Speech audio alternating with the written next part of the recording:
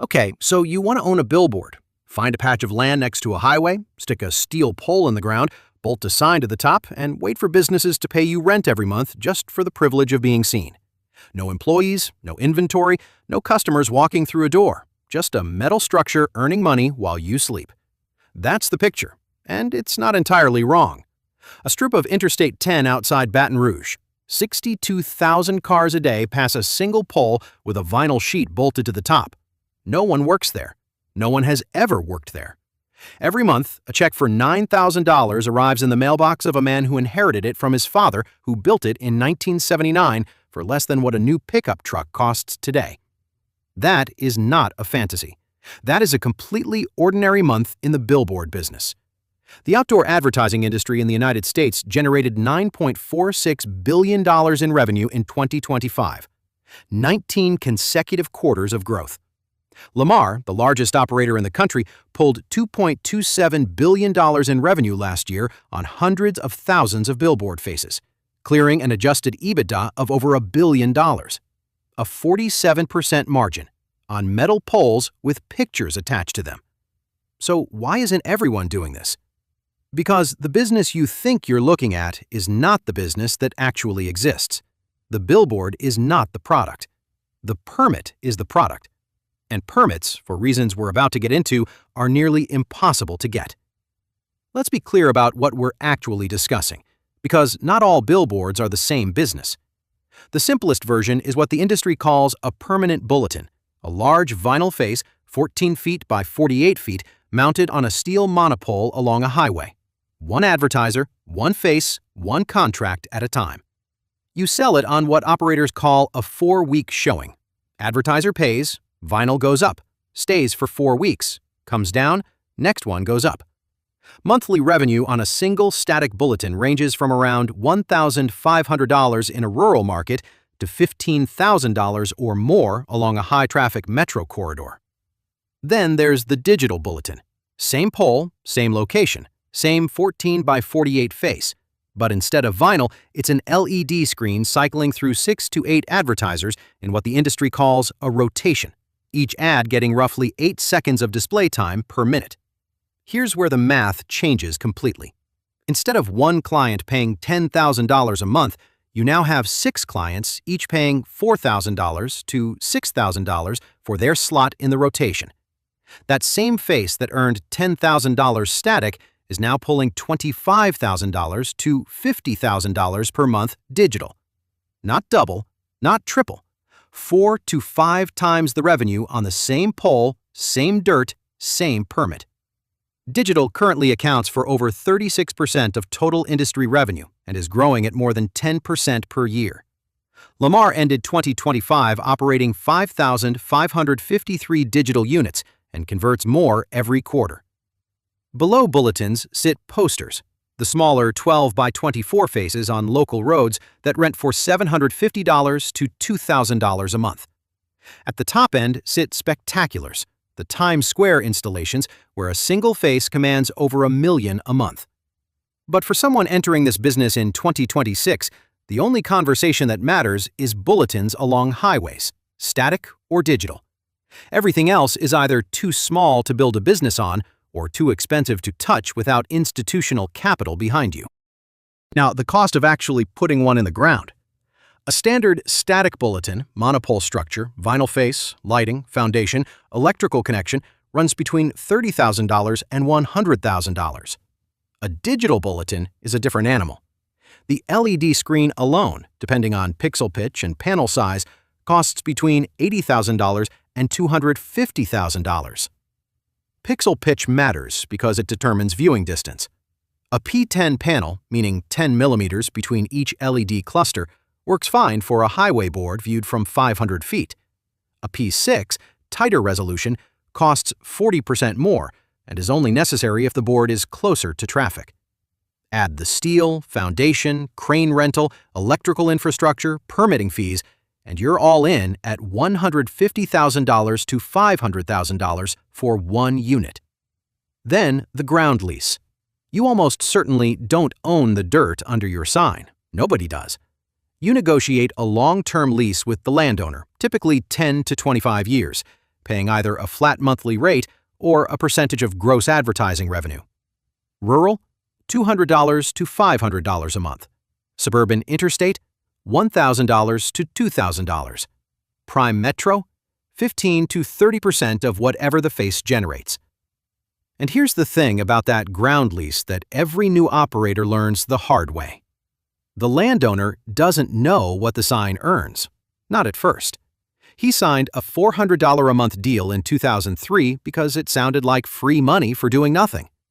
20 years later, that sign is pulling $18,000 a month in digital revenue. The lease comes up for renewal. The landowner's nephew Googles Billboard revenue. Suddenly, the conversation is very different. Experienced operators lock in 20-year terms with 2 to 3% annual escalation caps specifically to prevent this. But not everyone thinks that far ahead when they're buying their first board. A digital face earning $30,000 a month against $2,000 in ground lease and $400 in electricity is printing money. The math looks almost too clean. Build it, lease it, collect. So, what's stopping everyone from lining every highway in America with these things? Here's the trap. You cannot build a new one. Not because you can't afford it, because a law passed 61 years ago says you're not allowed to. In 1965, Congress passed the Highway Beautification Act. It restricted new outdoor advertising along interstate and federal-aid highways to commercially zoned areas with strict standards on size, spacing, and lighting. That was the federal floor. Every state then passed its own Outdoor Advertising Control Act, layering on additional restrictions. And then cities and counties added their own zoning ordinances on top of those. The cumulative result, 6 decades later, is that in most populated areas of this country, the permit to build a new billboard simply does not exist. Los Angeles stopped issuing them decades ago. Houston, Denver, San Francisco, the list is longer than the exceptions. And cities have no incentive to change this, because the Highway Beautification Act requires the government to pay just compensation for any permitted sign it forces down. Removing signs costs taxpayer money. So cities just stopped allowing new ones and let the existing inventory age in place. Frozen supply, growing demand. The people who already hold permits are sitting on assets that cannot be replicated by any competitor at any price. Economists have a name for this: artificial scarcity. The billboard industry didn't earn its moat. Congress built it for them by accident in 1965, and every city council since has deepened it. Here's where it gets interesting. Existing signs are protected under what the industry calls grandfathering. A board that was legally permitted in 1979 remains legal today, even though the same permit could not be issued under current law. It can be maintained, released, reskinned with new vinyl every 4 weeks until the structure rusts away. But the moment it comes down, voluntarily or involuntarily, the permit dies with it. You cannot rebuild. Think about what that means in practice. A hurricane crosses the Gulf Coast. Category 3 winds take out 40 billboards along I-10 between Mobile and Pensacola. The steel is insured. The vinyl is replaceable. But the permits?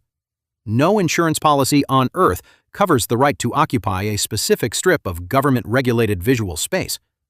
That right simply ceases to exist when the structure does. A sign that cost $60,000 to build might sit on a permit worth $250,000. Because that permit represents the exclusive legal right to sell visibility at that location for the rest of time, or at least until the next hurricane. This is why billboard acquisitions are priced on cash flow multiples, not material cost. The industry standard is 8 to 12 times annual net cash flow for established faces. A small business, a restaurant, a landscaping company, might sell for 2 to 3 times earnings. A billboard sells for 10 times because the buyer is purchasing a government-backed monopoly, not a collection of steel and LEDs. This is the engine. In 2025, Lamar Advertising spent $191 million acquiring 50 smaller operators. In July, they closed the Verdi Outdoor deal, a company with over 1,500 faces across 10 states, including 80 digital units. Verdi's owners didn't take cash. They took UPREIT units, partnership shares in Lamar's REIT structure, deferring their capital gains taxes entirely. It was the first transaction of its kind in the industry. Designed specifically for owners who built portfolios in the 70s and 80s and want out without handing 20% to the IRS on closing day. In another deal, Lamar picked up Bayou Signs Outdoor, a Louisiana family operation, 782 displays, including 26 digital faces. That is the acquisition pipeline. Family companies, aging owners, static-only portfolios, selling to a consolidator who knows exactly what those permits are worth and what they'll be worth once converted. Because that's what happens next. Take a static bulletin earning $8,000 a month. Spend $200,000 converting it to digital. Same pole, same permit, same ground lease. Revenue goes from $8,000 to $30,000. Payback period, 9 months. After month 9, the additional $22,000 per month is almost entirely margin. Operating cost on a digital face, electricity, internet, occasional LED module swap, tops out around $1,000 to $1,500 a month. Everything above that is profit. No cost of goods, no manufacturing, no delivery, no returns. The customer buys 8 seconds of visibility per minute. You deliver it by doing absolutely nothing. The sign just stands there. That is how Lamar runs a 47% EBITDA margin on $2.27 billion in revenue. There is almost nothing between the top line and the bottom line except ground lease and a skeleton maintenance crew. What does it actually cost to keep the thing standing? Ground lease eats 15 to 30% of gross. Electricity on a digital face runs $200 to $500 a month. Vinyl production and installation for static faces, $300 to $1,000 per change, and a typical board turns every 4 to 12 weeks. Structural inspection, insurance, basic maintenance, another few thousand per board per year. If you're running fewer than 15 faces, you're your own sales team, driving around the market, knocking on local business doors, pitching visibility at $3,000 a month. Industry people call this riding the boards, physically driving your inventory route to check conditions, meet prospects, and spot vacant competing faces you might poach clients from. Past 15 or 20 faces, you hire a rep and pay them 10 to 20% commission on the revenue they bring in. The only cost that actually kills is vacancy. An empty face earns zero. The ground lease, insurance, and electricity keep running regardless. Occupancy rate is everything in this business. Target, above 85%. Well-located boards in strong markets run 95% or higher year-round. A poorly located board at 50% occupancy doesn't just underperform, it might not cover its own lease. And unlike a hotel or a rental property, you can't cut the price by 40% to fill it, because billboard pricing in a given market is semi-transparent. Slash your rate, and every other advertiser on your other boards finds out next week. Programmatic DOOH, automated ad exchanges that fill unsold digital slots with national brands at lower CPMs, has helped smaller operators reduce dead air. It's not premium revenue, but it turns a blank screen into $8 to $15 per 1,000 impressions instead of zero. The risks are specific and worth naming. Regulatory is the existential one. Cities that want more digital boards, but don't want more boards, period, impose takedown ratios. You want to convert one face to digital? Remove 3 permitted static faces from the market first, permanently. Some cities demand 4 to 1. You're destroying assets to upgrade an asset. The math still works. 1 digital face replaces the revenue of 4 static ones, but the politics are brutal. Public hearings, environmental impact reviews, neighborhood opposition groups, sign code variances. A conversion that should close in 6 months can drag for 2 years. Ground lease renegotiation never stops. That landowner from 2003 eventually gets a consultant, or his kids inherit the lease and hire a lawyer. Experienced operators build lease portfolios with staggered expirations, so no single renegotiation year wipes out half their margins. Economic downturns compress occupancy fast. Ad budgets are the first line item cut in a recession, and billboard ads, unlike search or social, can't be turned off and on by the week, so advertisers just don't renew when the contract ends. And then there's the physical risk. A tornado, a hurricane, a semi-truck at 3 a.m. The structure is insured. The permit is not. That's the one that keeps operators up at night. Not competition, not disruption, the weather. So what does an owner actually take home? A single static bulletin in a decent market after lease, maintenance, and a vacancy cushion nets $800 to $8,000 a month, depending on location and traffic count. A digital face in a strong corridor nets $10,000 to $35,000 a month. A small independent operator running 20 permitted faces in a mid-sized market, doing their own sales, employing maybe one maintenance guy with a bucket truck, clears $300,000 to $800,000 a year. Scale to 50 or 60 faces with a two-person sales team, and you're past $1 million in net income on a business that requires almost no physical presence. At the very top, Lamar, $2.27 billion revenue, $1.06 billion EBITDA, on infrastructure that mostly just stands there. The way into this business in 2026 is not construction, it's acquisition. Find aging operators who built portfolios in the 70s and 80s, never went digital, and want to retire. Buy their permits, convert their faces, multiply their revenue. And there is no shortage of them. The industry is full of second-generation owners running static faces on handshake ground leases, collecting $4,000 a month per board and thinking that's good money. It is good money.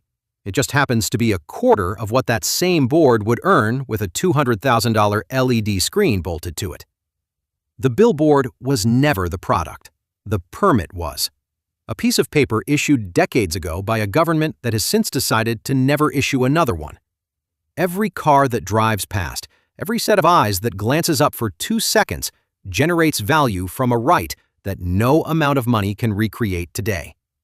It's not an advertising business. It's a toll booth that charges attention instead of cash. And the highway never closes.